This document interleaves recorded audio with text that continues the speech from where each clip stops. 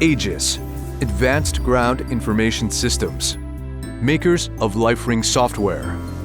LifeRing puts a command operations center in the palm of your hand. The first time you launch the app, you'll have to register an account. You can include an optional photo, then you can enter your email, password, your full name, a display name, optional organization, position, phone number. You have a Latin long here, but that'll get established once you connect to the server.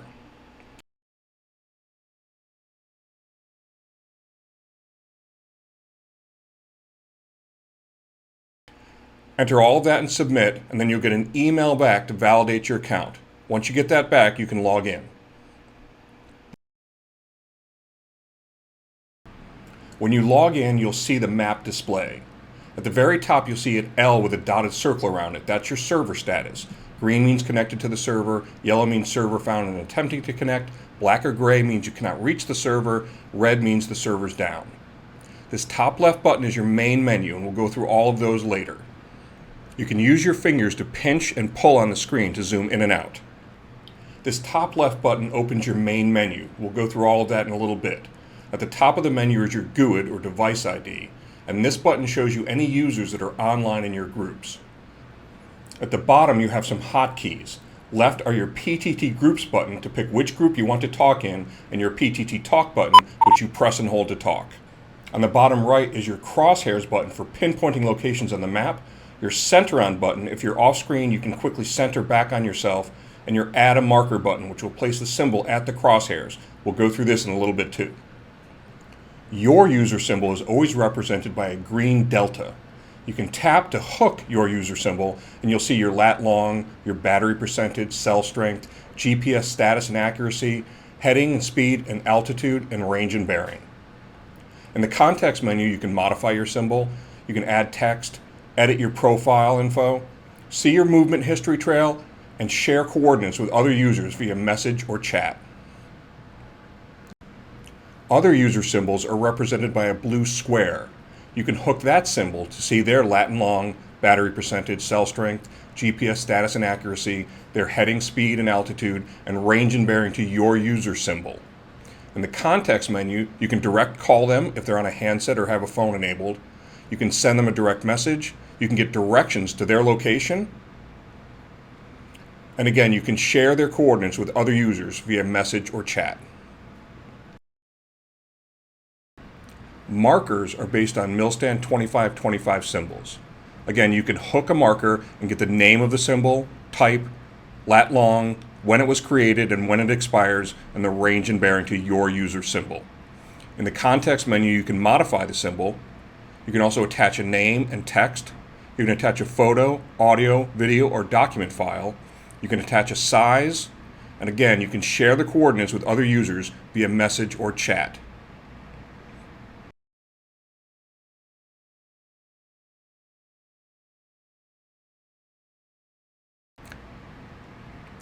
Then with the symbol hooked, you can slide left in the context menu and view the attached content and files. To add a new marker to the map, place the crosshairs at your desired location. Then click the Add Marker button. Browse to the Milstand 2525 symbology menu until you have the marker you want, and then click the blue check mark. Choose what group or groups you want to make it available in. Choose how long you want it to be available on the map, and then click the check mark. Now you can go back and hook the marker to attach any content to it. You can modify the marker, attach text, attach a photo. You can even annotate the photo and label it. You can also attach audio, video, and document files. You can attach a size, and then you can share the coordinates with other users via messages or chat. To declare an emergency, tap the emergency button. You'll be prompted to confirm the emergency, press OK. You will now have a red pulsing circle around your user symbol, and all other users will get an audio alert and be centered on your symbol's location with the red outline. To cancel the emergency, tap the emergency button again and click Cancel. To initiate a call for fire, place the crosshairs on the map at the desired location. Tap the Call for Fire button. Use the pull down to choose the type, and then tap the green check mark.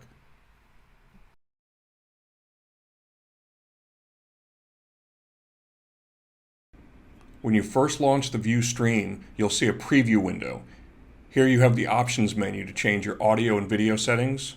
You can also view your stats for audio and video. To actually start publishing, you have to tap the red button.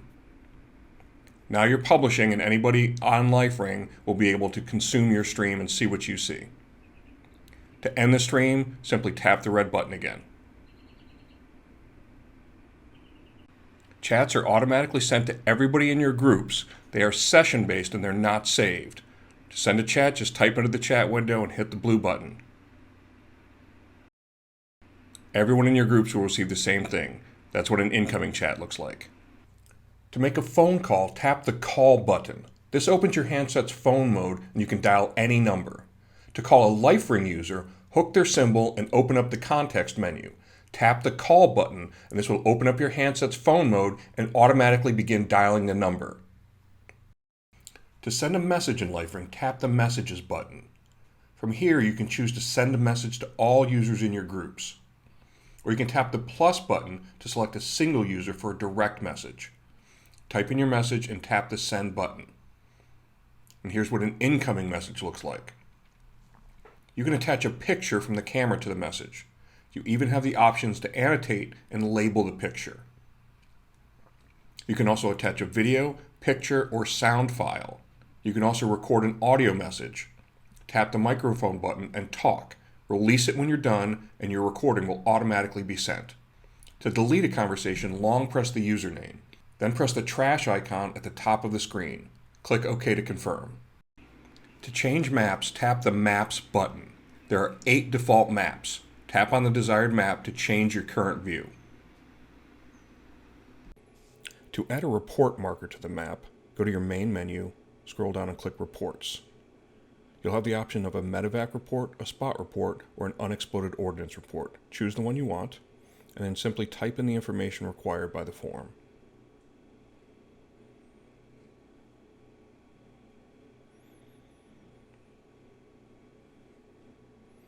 Choose the group you want the symbol to be available to, and for how long the symbol should be available.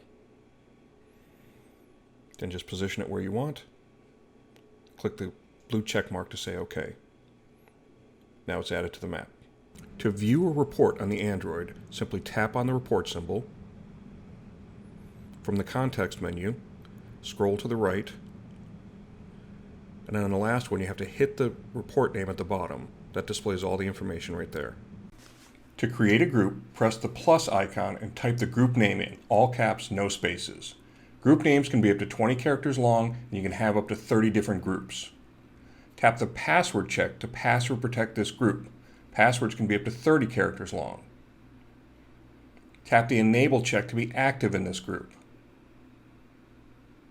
Tap the stealth check and no other users in the selected group will be able to see you or anything you add to the map. You will still see everyone in the group along with their created symbols, geofences, and whiteboards. Chats and messages will still be received as normal. If C2 is checked, only the essential information is displayed. This includes symbols on the map and their attachments. If COL, collaboration, is checked, then chat, messages, whiteboards, and tactical graphics are displayed. If CMD, commands, is checked, then orders can be received. Tap the PTT check to enable push to talk in this group. When you're done, click Save. To join a group, type in the group name exactly. If it's not an exact match, you will just be creating a new group. If the group already exists and there's a password required, you'll get an alert. Now go click the password check and you'll get a pop-up to enter the password. Click OK. To edit a group, long press the group name and then click the Edit button. To delete a group, long press the group name and click the Delete button. To draw whiteboards, tap the Whiteboard button. This will change all of your hotkeys to whiteboard drawing mode. The top left button is your drawing shapes. There's a segment, a line, a circle, and a square. Bottom left is your color palette. Choose a color and then choose a shape. Press and hold your finger on the screen and draw. Release when done. Here's a line, here's a circle, here's a square, and here's a segment. The bottom right hotkeys allows you to save your drawings. Tap the disk icon and name your drawings. Then you can tap the trash icon and remove them from the screen. To recall them, press the middle icon and then select the drawings from your save list and tap OK. They will now reappear on the map. To delete them permanently, tap the trash icon and then select the drawings from your save list and tap Delete. Now they're gone permanently from the map. Tap the refresh button and this will force all other LifeRing user devices to respond with their current location at that moment. All user symbols will flash while the information is transmitting and will return when their position is confirmed. The Load Offline Maps allows you to cache map tiles directly to your device. Tap the Load Offline Maps button. You can't do this with Google Maps, so the first thing you need to do is switch to one of the Aegis map types. Now when you tap the button, this will display your current zoom level between 1 and 18. We recommend only downloading a few zoom levels at a time, so I'm at 12 and I'm going to enter 14.